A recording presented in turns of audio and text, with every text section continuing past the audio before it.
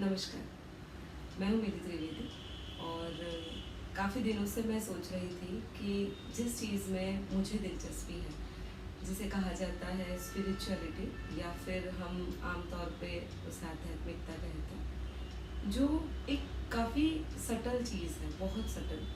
और दो कैरेक्टर्स, जी हाँ, दो ऐसे कैरेक्टर्स हैं जिनके बारे में मैं काफ़ी टाइम से सोच रही थी, काफ़ी टाइम से। अब इसका जो भी सर्च शुरू हुआ, जो मैंने सर्च किया, उसमें सबसे इम्पॉर्टेंट एक कैरेक्टर जो मेरे दिमाग में घूमता ही रहता है और उस कैरेक्टर का नाम है नचिकेता। तो आज जो मैं सीरीज़ शुरू कर रही हूँ, वो सीरीज़ है नचिकेता के ऊपर।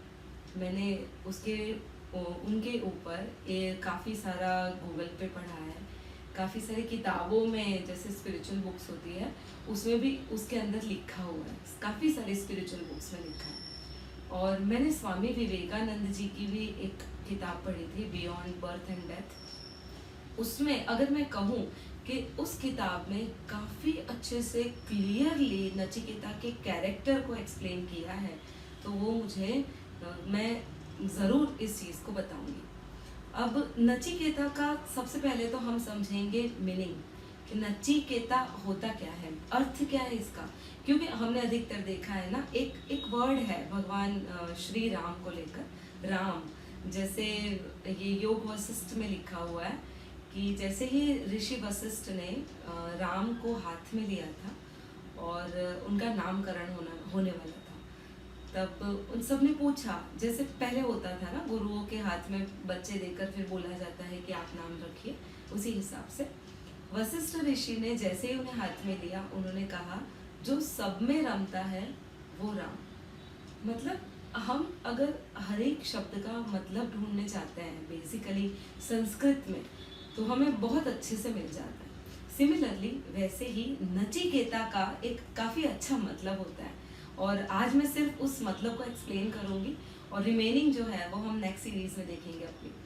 तो नचिकेता, न मतलब हम जानते हैं ना, न मतलब ना, जिस चीज़ को मना कर दिया जाता है, ना।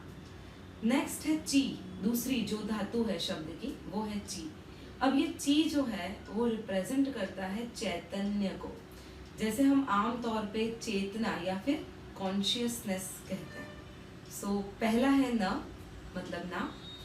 दूसरा है चेतना, कॉन्शियसनेस या फिर चैतन्य। अगर मेरा माने तो सबसे सटीक वर्ड यही है, चैतन्य। और तीसरा जो है वो है केता। मतलब इसी बुक में या जितने सारे संस्कृत श्लोक है, इसमें नचिकेतु लिखा है, नचिकेतस लिखा है, नचिकेता लिखा है। जैसे हम लोगों को पता है ना कि संस्कृत में उनकी जो मूलभूत धातु है वो रखी जाती है, और पीछे जिस हिसाब से उनके साथ वार्तालाप होता है, जैसे बातें होती है, उस हिसाब से उस नाम को बदल दिया जाता है। तो जो पीछे वाला शब्द है वो है केता। केता का एक अगर अर्थ हम समझे तो उसका अर्थ होता है केतु। अब माइथोलॉजिकली केतु मतलब एक ऐसा स्ट्रक्चर जिसका सिर नहीं है, जो सिर का हिस्सा नहीं है, सिर्फ नीचे का हिस्सा है। और नीचे का हिस्सा है मतलब उसमें बहुत सारी क्यूरियोसिटी है। अधिकतर यही होता है, जैसे कोई अंधा है तो उसे देखने की बहुत तलब लगी रहती है, उसे देखना रहता है। कोई बहरा है तो आपने ध्यान से देखा होगा, जिन लोगों को सुनना कम हो जाता है ना, वो और सुनने की कोशिश करते हैं गौर से। सिर का हिस्सा मतलब सोच समझ, वो नहीं है, सोच समझ नहीं है। मतलब वो सबसे ज़्यादा किस चीज़ में दिलचस्पी रखेगा, जिसमें सोचना समझना ज़्यादा होता है। और केतु का एक दूसरा मतलब भी है, जिसे कहा जाता है कंप्लीट रोटेशन, ऑलवेज रोटेशन। अगर हम इन तीनों शब्दों को मिला दें, मतलब न, ची, केता। न मतलब ना, ची चैतन्य, और केता मतलब जो हमेशा घूमता रहता है, जो कभी नहीं घूमता है, इस जन्म मरण के चक्कर से जो छूट चुका है, जो कभी नहीं घूमता, जो कभी भी इसी स्पाइरल के अंदर, जो स्पाइरल चला जाता है, चलता रहता है, उसमें नहीं घूमता है, उसे कहा जाता है नचिकेता।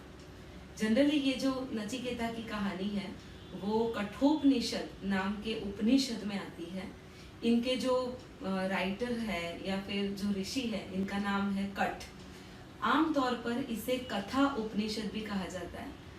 अगर हम काफ़ी ज़्यादा पुराने टाइम में अगर जाएं तो सबसे पहला अगर जिज्ञासु मतलब क्यूरियस पर्सन अगर माना जाए तो वो है नचिकेता। और आपको नहीं लगता आपकी और हमारी लाइफ भी कुछ ऐसी ही है जो घूमना नहीं चाहती? नमस्कार।